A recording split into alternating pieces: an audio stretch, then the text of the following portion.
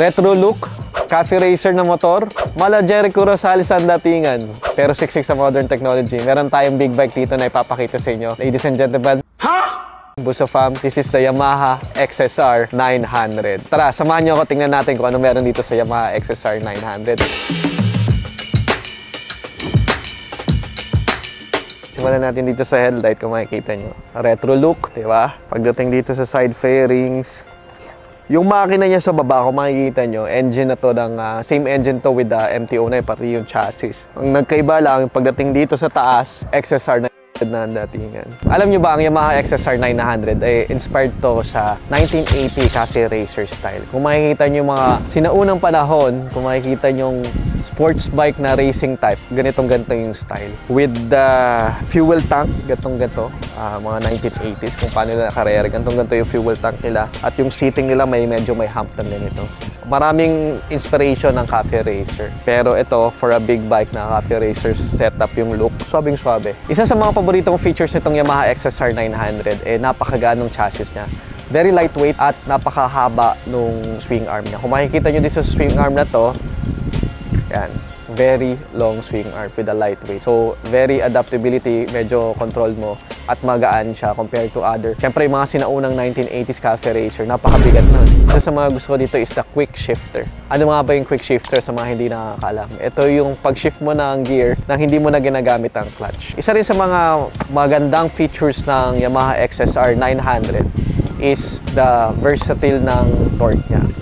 Meron ditong modes na pwede mong piliin, 1, 2, 3, 4, kung saan ang 1 ay napaka full power, 2, pababa siya ng pababa, kumbaga number 2, 80% na, number 3, nagiging 60% na, and number 4, usually, ginagamit yun pang rain mode. So, ideal din siya kung gusto nyo sa weekend, gusto nyo magmabilis sa racetrack, pwede mo siya mode 1. Sa streets, kung umuulan, pwede mo siya mode 4. Kung ayaw mo naman sa traffic, relax ka lang, mag mode 4 ka lang. High torque, pero pwede mo kontrolin kung anong level ng torque ang gusto mo.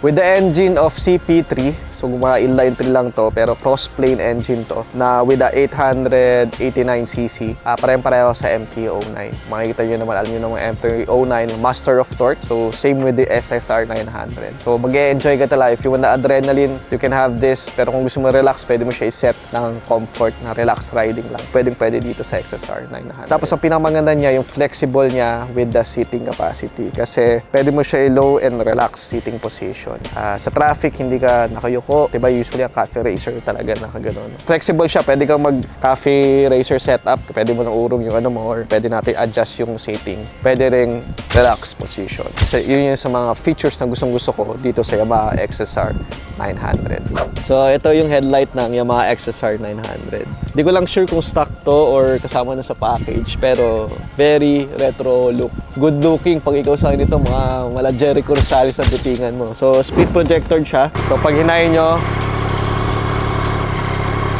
so ito naman yung left and right niya. Kung makikita nyo left and right niya, diba? Pwede nyo rin siya aftermarket, yung maliliit para mukhang yung bulleted na parang LED light. Pwede nyo rin yun. Yan. Punta tayo sa taillight. Tingnan natin kung ano yung tsura ng taillight niya pag nag-stop. Tara. So ito nga pala taillight niya, no? Aesthetic. Pag in-stop mo siya, ganito mangyayari. So of course, LED light will be here. Yan. Pag going right and going left. LED light na rin yung sa likuran. Okay?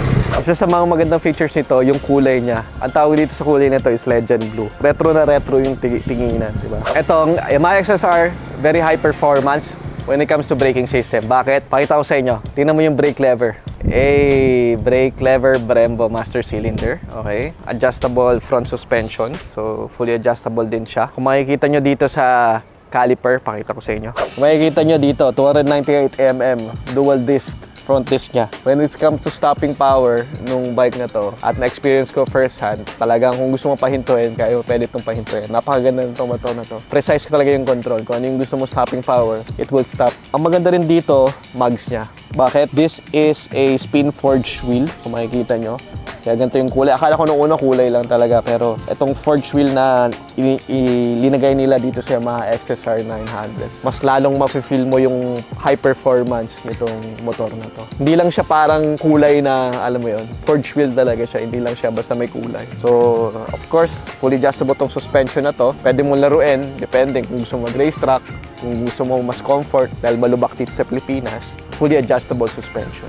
Naalala niyo sinabi ko nung umpisa about Yamaha XSR 900, retro look pero siksik na modern technology na meron ngayon. Unang-unang pinakagusto ko dito is the lean sensitive traction control. So alam nung bike, alam nung ECU kung gaano na kalin yung bike mo, nasa-sense niya.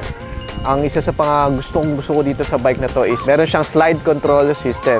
Ano nga ba yung slide control system? So for example, banking ka, imagine yung rear slide, may nadaanan kang medyo madulas na part. Nag-slide. Alam nung ECU kung anong output ang bibigay nyo doon sa... Kumbaga may ikakat siyang output yung engine para hindi ka tuloy-tuloy mag-slide. Ganun ka-high-tech itong Yamaha XSR 900, diba? Safe na safe ka dito. Since alam nyo naman ang Yamaha XSR 900 is very high in torque.